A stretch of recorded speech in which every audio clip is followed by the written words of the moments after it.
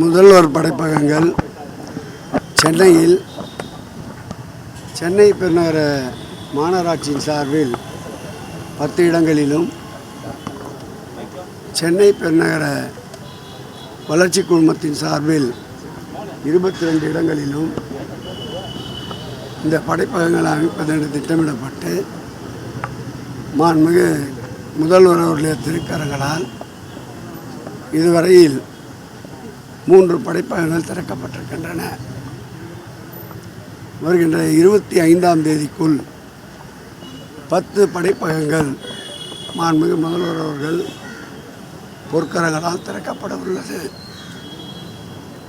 இந்த படைப்பகத்தை பொறுத்தளவில் அதிக அளவு தனியார் படைப்பகங்கள் மற்றும் கோவர்க்கிங் பிளேஸுக்கு பொருளாதார ரீதியாக அதிக செலவுடையதை மாண்புமிகு தொகுதியுடைய சட்டப்பேரவை உறுப்பினர் நம்முடைய கலைஞர் பெயரை கொண்ட கருணாநிதி அவர்களும் இந்த மாவட்ட செயலாளர் வேலு அவர்களும் மாண்புமிகு முதல்வருடைய கவனத்திற்கு கொண்டு சென்றதன் அடிப்படையில் 15 கோடி ரூபாய் செலவில் இந்த படைப்பகம் தற்போது உருவாக்கப்பட்டு வருகிறது.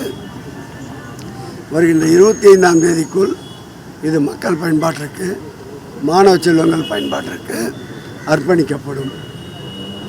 இடைக்கால பட்ஜெட் தாக்கல் பண்ண போகிறாங்க. அறநிலைத்துறை தரவா ஏதாவது புதிய அறிவிப்புகள் எதிர்பார்க்கலாமா? எதிர்கட்சியினர் அரண்டு போகின்ற அளவிற்கு அறிவிப்புகள் நிறைய இடம்பெறும். அன்புமணி ராமதாஸ் அவர்கள் நேற்று பேசும்போது திமுக கூட்டணி வலுவான கூட்டணி கிடையாது, அதிமுக கூட்டணி தேசிய ஜனநாயக கூட்டணி வந்து தமிழ்நாட்டில் 200 தொகுதிகளுக்கு மேலே வெற்றி பெறுங்கிற ஒரு நம்பிக்கை சொல்லியிருக்காரு. திமுக கூட்டணியில் ஆளே இல்லைங்கிற விமர்சனத்தையும் வச்சிருக்காரு. உடைந்த கட்சியின் ஒரு பாகமாக இருக்கின்ற அன்புமணி பேசுவதற்கெல்லாம் பதில் சொன்னால் சரியாக இருக்காது. முதல்வர் பொய் சொல்வதையே சொல்லியிருக்காரு. 7% என்பது நாங்கள் இது பண்ணதுங்கிற மாதிரி எடப்பாடி பழனிசாமி பேசியிருக்காரு. எடப்பாடி பழனிசாமி ஹரிச்சந்திரனுக்கு அடுத்த வீட்டில் குடியிருந்தவர். அவர் வாயிலிருந்து உண்மை தவிர எதுவுமே வராது. பொய்யிலே பிறந்து பொய்யிலே வளர்ந்த புலவர் பெருமாள் தான் எடப்பாடி பழனிசாமி. அவருடைய கட்சியிலிருந்து இப்போது வெளியேறி இருக்கின்ற நம்முடைய கூப்பா கிருஷ்ணன், செங்கோட்டையன் போன்றவர்களிடம் கேட்டால் அவருடைய வண்டவாளம் தண்டவாளத்திற்கு வரும். தெரியும், அதுதான் அவர்களும் தெரியும். கருத்து கேட்க சென்றவர்களை நீங்க ஆட்களை வைத்து அடிச்சிட்டீங்கன்னா ஆதவர்ஜனாவும் நிர்மல்குமார் அவர் சொல்றதை நீ அப்படியே பேசக்கூடாது. என்ன நடந்த பப்ளிக்கும் தாவதற்காக தான் சண்டை. எந்த ஊடகமாவது நீங்கள் பொதுமக்கள் பாதிக்கப்பட்டு தாக்குதலுக்கு உள்ளாக்கப்பட்டு ராஜீவ்காந்தி மருத்துவமனையில் சிகிச்சை பெற்று வருகிறார்கள், அதை குறித்து யாராவது பேட்டி எடுத்து போட்டீர்களா? வெறும் அவர்கள் சொன்னதையே பதிவு செய்கிறீர்கள். உண்மை நிலையை களத்திற்கு சென்று விசாரியுங்கள்.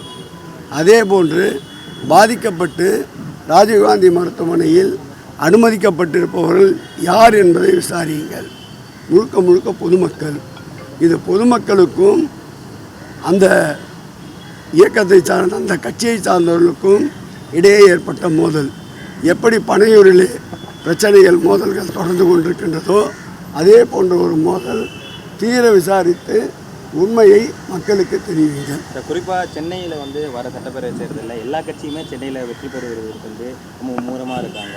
சென்னையில் திமுக நிறுவன கொடிதான் பட்டொலி வீசி பறக்கும்.